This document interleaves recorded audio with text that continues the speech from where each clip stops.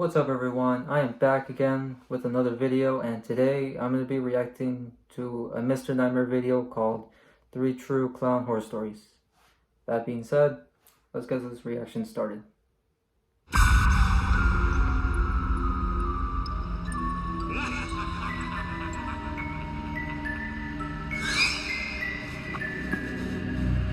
I've always hated clowns.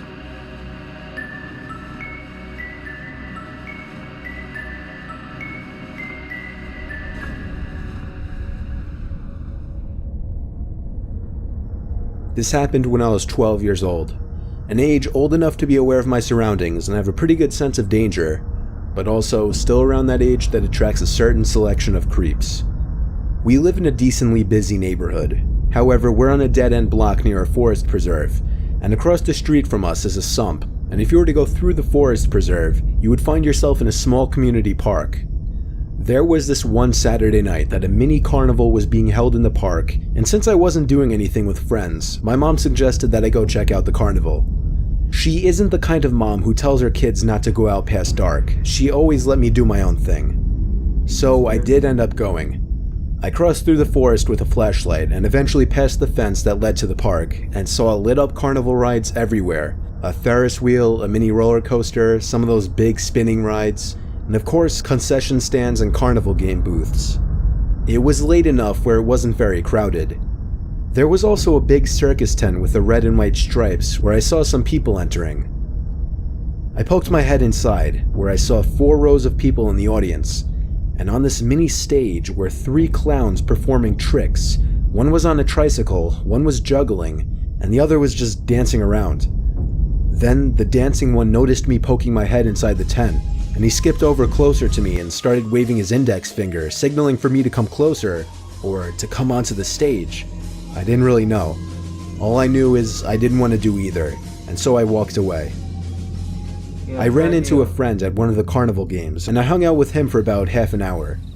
Pretty soon the carnival was closing down and everybody was starting to leave. I said goodbye to my friends and made my way towards the woods again. I was near the fence when I heard, "Psst." It came from behind me. It was one of the clowns. The clown that was waving me over earlier. He asked me if I wanted to check out the backstage area of the circus tent and some of the cool things the guests cannot see. I said no very quickly and walked into the forest, looking back every few seconds to make sure I wasn't being followed. And I wasn't. The clown just stood there watching me, with the painted-on smile on his face making the situation even more disturbing. When I was out of view, I began to run for a bit before I was confident he wouldn't be able to find me. I was not going to tell my mom what happened because I loved being allowed out whenever I wanted, and I feared that this might ruin that. It's a half-mile walk through the woods. I was probably 3/4 of the way there when I heard it again. Psst. This time, I immediately felt sick when I heard it. I turned and saw the same clown walking out from the darkness of the woods into the light of my flashlight. When he was close enough, I threw the flashlight at him and ran for it in the direction of my house. I heard him close behind me until the road was visible. Then I heard him turn around. When I got home, I was breathing like I had just run a marathon, and my mom was of course concerned.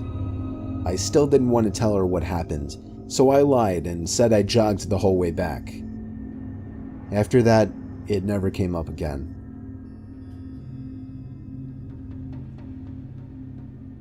Up until the age of 14, I always had a fear of clowns, ever since I was first greeted with one at the age of 5 at a county fair. On a cold Tuesday night in November during break, my parents were on vacation and my sister and brother were out for the night. My friend, who I'll refer to as B, wanted to come over so that we could walk to the fair a couple blocks away. So he did. We walked to the fair, which happened to be in a big empty parking lot. We walked around for a little while and played some of the carnival games. Then we ran into a clown. He didn't speak, he just smiled, bopped around, and made silly hand motions. He resembled more of a mime than a clown. And he seemed to inch his way closer to us every few seconds. Me and B laughed, B patted him on the shoulder, and we walked away. "That was weird," I told B. "That was more creepy than weird," said B. We were walking back to my house now on the sidewalks of the quiet Tuesday night neighborhood roads, and that's when we heard something from behind us. It was a pair of footsteps. We turned, but didn't see anyone. This continued for another few minutes. B said he was freaked out and was gonna go home, but I convinced him to stay with me and hang out at my place, honestly because I was scared now. We were sure we were being followed. We made it to the front of my house. I dug through my pocket, took out my keychain, and started looking for the right key out of the 3 in the dark. That's when B nudged me to turn around. There was a clown hiding in the next door neighbor's bushes, and he was staring at us. When he noticed that we had spotted him, he emerged from the bushes and started walking over to us. I began to panic, trying each of the 3 keys until the door finally opened. We entered and slammed the door behind us. I called my parents right away, who told us to arm ourselves and hide upstairs. We went up to my little brother's room and looked out the window. There was the clown standing in our driveway, looking up at the window we were standing at, as if he were waiting for us. I shut the blinds and we both ducked down. Breathing heavily and panicking, within 10 minutes, he was gone. I guess he gave up, or at least we think he was gone. For all we knew, he could have been hiding somewhere on the property all night. I'm just happy we made it home in time.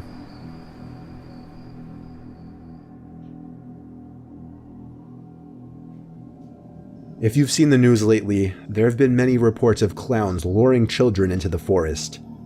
I was one of the first to experience this, and it was utterly terrifying. I want to remain anonymous at the moment, just in case the clown finds out who I am. Anyways, here's what happened. I am 14 years old and live in a small town in South Carolina. The town has a population of around 130 people. Summer was just about over, and I had a summer job working at the local lumber yard. It was a great place to work. I helped customers load lumber into their vehicles, a pretty mindless job.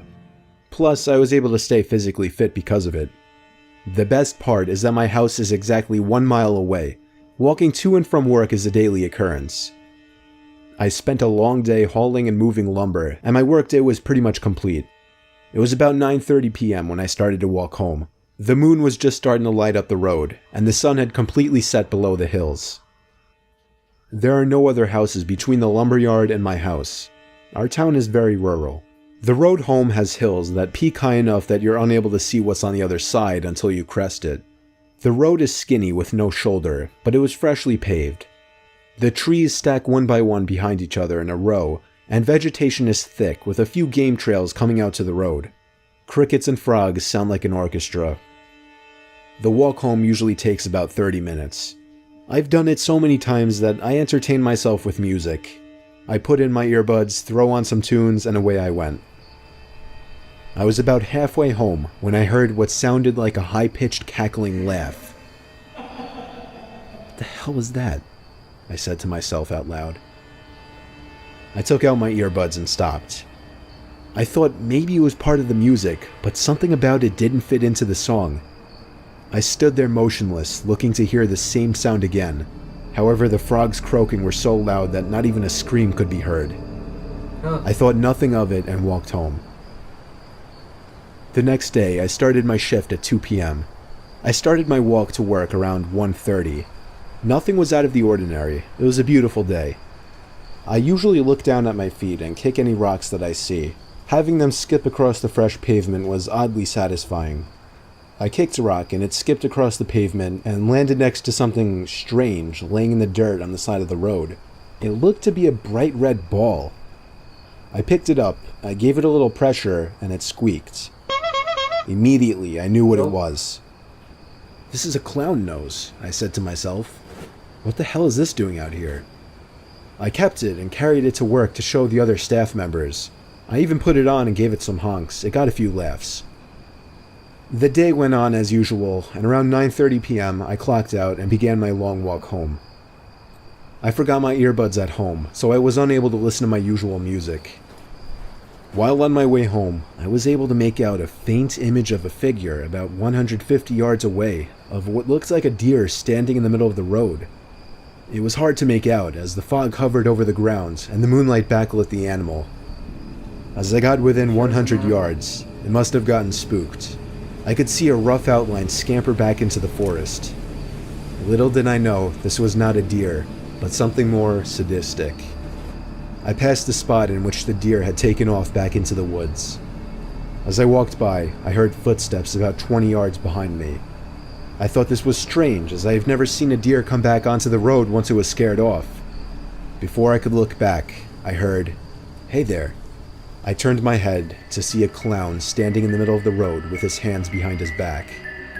He wore baggy pants and a baggy shirt that was obviously meant to be a clown costume, but it was very dirty. So dirty that the colors faded into stains. His makeup ran down his face and his eyes were black.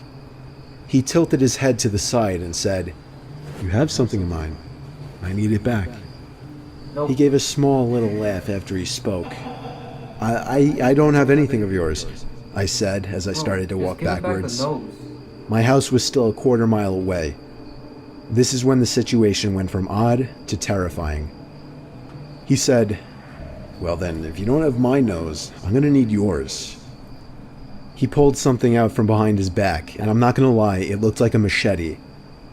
Damn. I turn around, and with all my might, I take off running down the middle of the road. I could hear his bare feet running. I didn't look back as it could slow me down. The blades of what I assumed were two machetes dragged on the asphalt. I was in great shape, but I could still hear his footsteps getting louder, signaling he was getting closer to me. He would even let out a little giggle that would feed my adrenaline even more. My lungs started to burn. I began to crest the hill. At this moment, I could hear him almost right behind me, just about touching me. And then out of nowhere, a truck crests the hill with its headlights shining on me. I waved my arms in sheer panic. He stopped. I quickly looked behind me to see nothing. No clown. I tell the man in the truck what happened, and he called the police. I will never make that walk again. I have no idea how the clown got to that location and why he waited for me. I have never seen any vehicles parked there, nor are there any other houses besides mine for miles. This was my worst nightmare come true. Now I have found out that this is happening to more people, clowns hiding in the woods and stalking people. Is this a cult? A group of scary clowns with a goal to terrify people? I have no idea, but I do know that I'll never be able to walk in the dark or see